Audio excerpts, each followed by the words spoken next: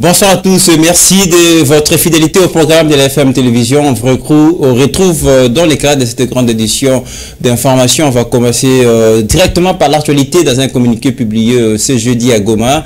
L'état-major de la 34e région militaire a accusé les M23 de bombarder les habitations des civils à Mouesso, tuant 19 personnes et blessant 27 autres pour le FARDC. Il s'agit d'un acte terroriste commis en violation des droits internationaux humanitaires. L'armée rassure tout de même à la population de sa détermination à bouter hors du territoire national l'armée rwandaise et ses alliés du M23. On écoute donc à ce sujet le lieutenant-colonel Guillaume Ndike dans ses propos choisis par Elvis Smith.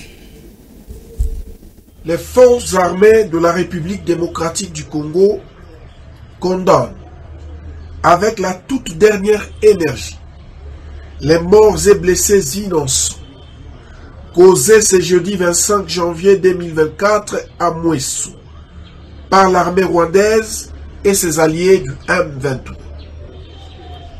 En effet, c'est depuis la nuit d'hier 24 janvier 2024 que les terroristes du M23/RDF ont lancé plusieurs attaques sans succès sur les positions de FARDC à Kanyangowe, Mouesso, Moudougoudou et Mouchebere dans les territoires de Massissi. Réagissant aux dites attaques, les forces armées de la République démocratique du Congo ont, d'une manière professionnelle, contenu la barbarie de l'ennemi jusqu'à les repousser en profondeur au-delà de la cité peuplée de Mouesso afin d'éviter des dégâts collatéraux du côté de la population civile. Ayant constaté la perte du contrôle de la cité de Mouesso, les terroristes du M23 appuyés par l'armée rwandaise ont dans leur fuite largué à l'aveuglette des bombes au mortier 120 orientées dans la dite cité, causant ainsi la mort de 19 personnes et 27 blessés parmi les civils innocents. Considérant cet acte terroriste comme une violation grave du droit international humanitaire, les forces armées de la République démocratique du Congo appellent la communauté internationale à se saisir de ces bavures et d'en tirer toutes les conséquences qui s'imposent. Toutefois, les forces armées de la République démocratique du Congo rassurent la population qu'elle reste déterminée à bouter hors du territoire national l'armée rwandaise et ses alliés du M23. Fête à Goma, le 25 janvier 2024. Et puis le nouveau commandant de FARDC du secteur opérationnel où il est le général-major Mukala Ngoyi François a effectué ce vendredi une visite d'inspection dans son secteur pendant une semaine. Le général-major Mukala Ngoyi va se prégner de réalités vécues par le militaire dans ce secteur opérationnel où il est. On prend les précisions tout de suite dans ces reportages. Après sa nomination à la tête du secteur opérationnel où il est, le général-major Mukala Ngoyi François, accompagné de quelques membres de son état-major, a effectué une visite d'itinérance du 11 au 18 janvier 2024 dans toutes les unités déployées dans la province de Haut-Uele. Question de palper du doigt les réalités du terrain. Cette visite l'a conduit au parc national de la Garamba, au territoire de Dungu, dans la localité de Nagero, où le commandant du secteur opérationnel où il est a apprécié à sa juste valeur la collaboration qui existe entre les éléments du secteur opérationnel où il est avec les éco-gardes des parcs dans la protection des aires protégées. Après Nagero, le général-major Mukalaï a fait une descente au territoire des Faraj dans l'agglomération des Aba. L'occasion faisant les larrons, le numéro 1 du secteur opérationnel où il est a visité la frontière de la République démocratique du Congo avec les Soudan du Sud. Ouatta, un autre territoire de la province de Haut-Uele qui a reçu le général Moukalay. Sur place, le commandant du secteur opérationnel Ouélé a pris une connaissance élargie de la situation sécuritaire de la localité de Mokou ainsi que celle du secteur de Dourba. Enfin, le général-major Moukalay Ngoy François a bouclé son périple dans les territoires de Wamba. Après la province de Haut-Ouélé, le général-major Moukalay Ngoy François poursuivra sa visite dans la province de Bazouélé où est implantée les autres unités des forces armées de la République démocratique du Congo qui sont sous son commandement. Voilà tout ce qu'on peut vous dire concernant la situation dans cette partie du pays, dans ces dossiers qui concernent évidemment le FRDC. On poursuit ce journal après l'investiture du chef de l'État Félix-Antoine Tshisekedi Tshilombo. Plusieurs Congolais manifestent toujours leur joie par rapport à cette situation. C'est le cas de M. Yves Makela, acteur politique qui a exprimé sa satisfaction. Sollicite tout de même auprès du chef de l'État les remaniements de la classe politique, mais aussi avoir un regard au Congo central lors du choix du prochain Premier ministre. On va l'écouter au micro d'Alain Goma. J'ai le même sentiment que 70 ou 75% des Congolais, qui est un sentiment de joie parce que je crois que c'est une bonne chose qu'il nous soit arrivé sa réélection. Pour la simple raison que ce qui a commencé à être mis en place, pour nous, devrait arriver à son terme, en termes d'infrastructure, en termes de l'armée, la refondation de l'armée, en termes de justice, en termes d'éducation, en termes de santé. Tous ces chantiers qui avaient été lancés avec beaucoup de difficultés à cause des combats politiques connus lors du premier mandat, il méritait, en tout cas, d'avoir les mains déliées pour nous montrer de quoi il est capable. Et c'est à ça que nous attendons maintenant, de savoir ce que le chef de l'État nous mettra comme recette, en termes humains, pour pouvoir réaliser les objectifs qu'il s'est assigné pour ce second et dernier mandat. Je dirais un technocrate, et en tant qu'un écongo, je suis en train de mener ce combat pour que ce soit un écongo, pour la simple raison que depuis que le Congo a accédé à l'indépendance, nous n'avons jamais eu un Premier ministre issu du Congo central. Et pourtant, nous avons des profils qui sont capables de pouvoir mener à bien la vision et la mission du chef de l'État pour ce mandat. Secondement, une réduction du nombre de ministères pour ce mandat, ça sera un signal fort. Parce que lorsque le président parle de la réduction des coûts de charge de l'État pour augmenter le social et le pouvoir d'achat des Congolais, il faut qu'il commence à donner un exemple sur cela.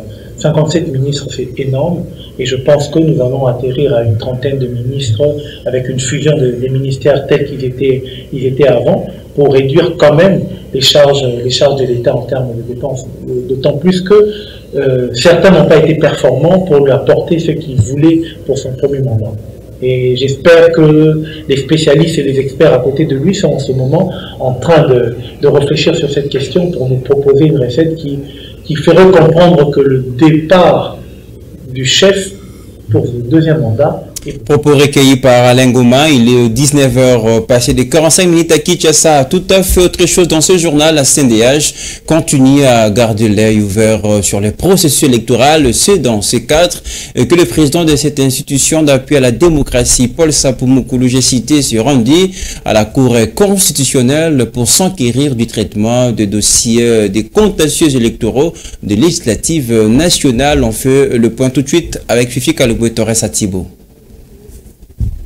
L'objectif de la démarche du président de la CNDH, Paul Sapoumokoulou, c'est de garantir la paix et faire la promotion des droits de l'homme auprès de toutes les parties prenantes au processus électoral en République démocratique du Congo. Avec le président de la Cour constitutionnelle, les deux personnalités ont échangé sur les processus électoraux qui atteint son ultime étape des contentieux électoraux pour les législatives nationales, étant donné que ces deux institutions s'occupent successivement de la justice et des droits de l'homme. Voilà pourquoi la CNDH veille sur tous les détails de ces processus depuis les débuts. Je les ai trouvés en plein travail, un travail fastidieux parce que il y a plus ou moins 1500 dossiers du contentieux. Et donc, c'est pour les encourager, les exhorter à ce que le travail soit bien fait, puisque la Commission nationale des droits de l'homme considère que le droit de vote, le droit électoral est un droit qui mérite d'être monitoré, d'être observé, d'être encadré. C'est pour cela, depuis le début de ce processus, la CNDH a déployé des moniteurs de droits de l'homme focus élection. Donc nous suivrons tout ça, ça sera consigné dans nos rapports généraux et à l'intention des autres institutions. Le travail se passe bien, voilà, mais c'est la RDC, un grand pays, beaucoup de contentieux. Malgré le grand nombre de dossiers de contentieux électoraux déposés sur la table de la Cour constitutionnelle, le numéro 1 de la CNDH confirme que le timing sera respecté tel que lui a indiqué son interlocuteur. Le timing m'a rassuré, le président de la Cour constitutionnelle sera respecté. Et voilà, mais le travail se fait d'arrache-pied. La CNDH continuera à observer ces processus électoraux jusqu'à ce que les dossiers soient clos et surtout dans le respect des droits de l'homme, a dit Paul Sapou Moukoulou. Voilà tout ce qu'on peut retenir de la CNDH, cette institution d'appui à la démocratie. Société à présent dans ce journal, le prix des transports à Kinshasa prend les allures de taux de change de dollars américains et qui varie selon le jour. Cette situation qui complique la vie des Kinois, dont la majorité vit sous le seuil de la pauvreté. Interrogés à ce sujet, et quelques usagers n'ont pas resté indifférents. On va prendre les précisions dans ces reportages signés Jancy Elengue Junior Santos.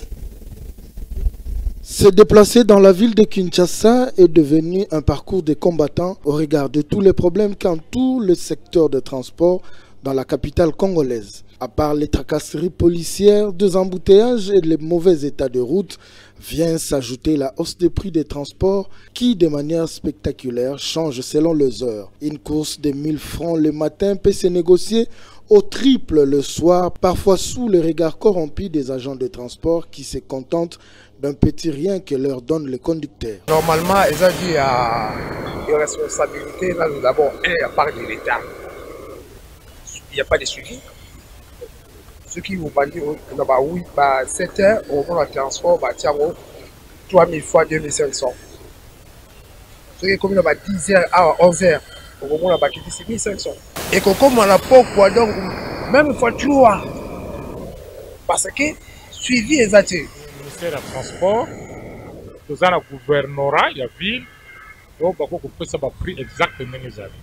Si le carburant matin est à 250 francs ou 300 francs, mais le conducteur a 500 francs par personne. Au litre, il y a 4-5 personnes, et ils ont 250 francs, il y a plus. Il y a 500 francs par personne ou 1000 francs à bâtir tout le monde. Donc, on a un problème de transport. Parce que pour ça, on a un enfant d'abonité. Ceux qui ont comme ça, on a un problème. De leur côté, les conducteurs disent que ce changement de prix spontané est dû à la montée du prix du carburant à la pompe. Nous allons pour l'année carburant. Nous avons la première vie 1000 francs. Nous avons 1000 francs. Bon, transport, on a évité 207, tout soit disant, Yas, Tonin. Bon, nous avons 10 taxis et ça a 1000 francs. Aux autorités de la ville de Kinshasa de redoubler les efforts afin de rétablir de l'ordre dans ces secteurs et de redonner la dignité à ce peuple congolais en mettant en place plusieurs moyens de transport pouvant permettre aux Congolais de vaquer librement à leurs occupations. Un mot de religion dans ce journal. Le chef suprême, le président général de la confession religieuse des églises autochtones traditionnelles, Pevia Longo, a célébré hier jeudi 25 janvier son 52e anniversaire de naissance. Occasion pour son éminence, l'ambassadeur Mangele Silubassa, d'appeler les membres de la CRETEABEM à l'éveil des consciences et a toujours consacré un temps de prière pour la nation congolaise. La dite manifestation est liée au siège de la CRETEABEM au quartier 7 de la commune de Njili. Fifi Kalumbo Torres Atibo.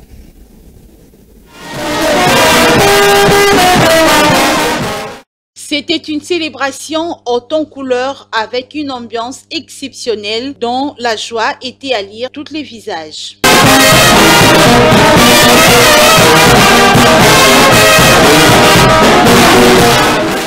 Qui est alors cette haute personnalité qu'on célèbre à ce jour? Et par vous, et grâce à votre courage et détermination, au prix de votre jeunesse, nous avons obtenu la 9e confession religieuse des églises autochtones traditionnelles Bambunza, Pevia Longo, ainsi que CRETEABEM, reconnue par l'arrêté ministériel numéro 135 K 20 1000 justice et garde de sceaux 2021 du 29 janvier 2021. Une journée de fête certes, mais beaucoup plus une journée d'éveil de conscience, a dit l'une des invitées. C'est le moment. C'est le moment où nous, Noirs, où nous, Africains, où nous, Congolais, de comprendre que Dieu nous aime. Très jeune d'âge, son éminence l'ambassadeur Mangele Silubassa dirige avec passion une grande confession religieuse de la RDC aux côtés de ses pairs de la plateforme Confession religieuse qui garde de lui toujours de bons souvenirs.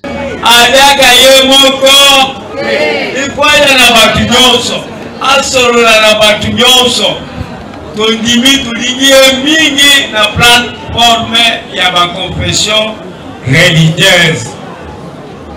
Bino mandimia yamba beatitude l'ambassadeur Mangelesi bobatela ye malamu butie na maboko ya Nzambe. Aza jeune mais aza sous-jeune te. Ulandinga bino ba représentant lego. Aza sous-jeune te. Le chef de Bangunza a saisi l'occasion de la célébration de son anniversaire pour encourager ses collaborateurs de la CRETEABEM à avoir beaucoup plus d'estime dans ce travail divin d'engouzisme.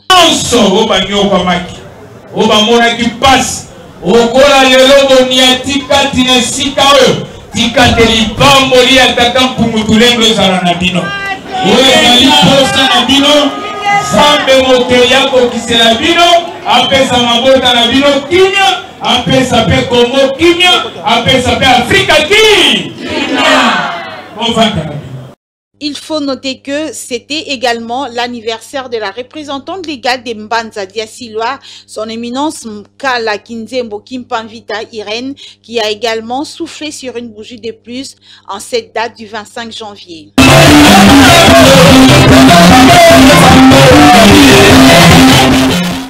La main qui donne, c'est la main qui reçoit, dit-on. Son éminence Mangele Silubassa a clôturé cette célébration par la remise des pagnes à toutes les femmes venues pour cet honneur. C'est l'essentiel, on va passer tout de suite au sport.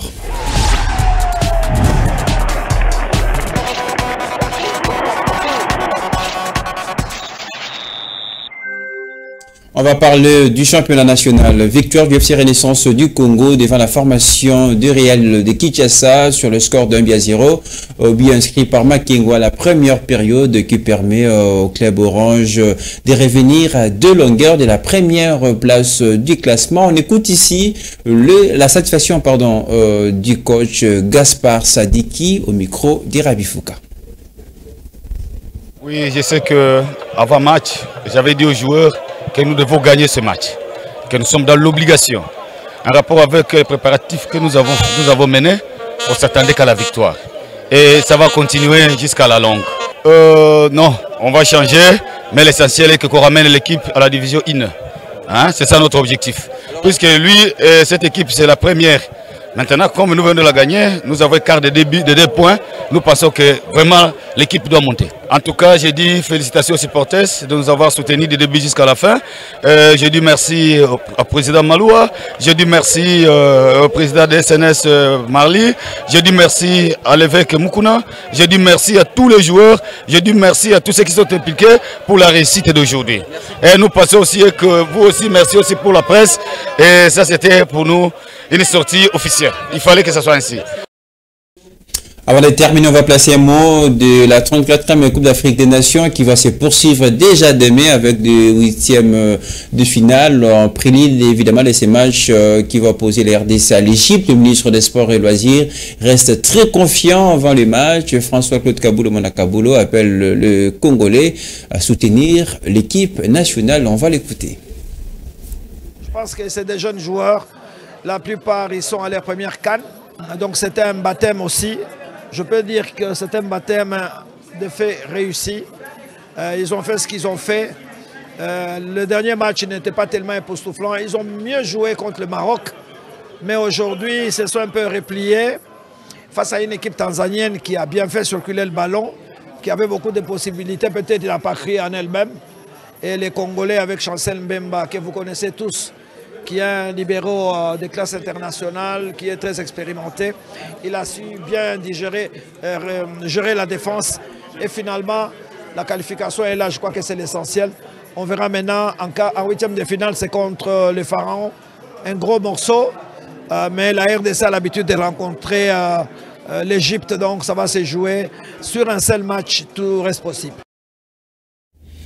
François Kaboulou, Monakaboulou, ministre des Sports et Loisirs, dans le dossier Coupe d'Afrique des Nations, on vous propose tous les jours le débrief de cette CAN dans les programmes Parlons CAN. Et pour plus de précision, voilà ce qui met terme à ce journal. Merci à tous d'avoir suivi, édition préparée par Junior Santos, largement réalisée par Don Benjamin. L'actualité reste en continu sur notre chaîne YouTube. Tapez Fondation Maloua Télévision. À très bientôt avec les mêmes plaisirs.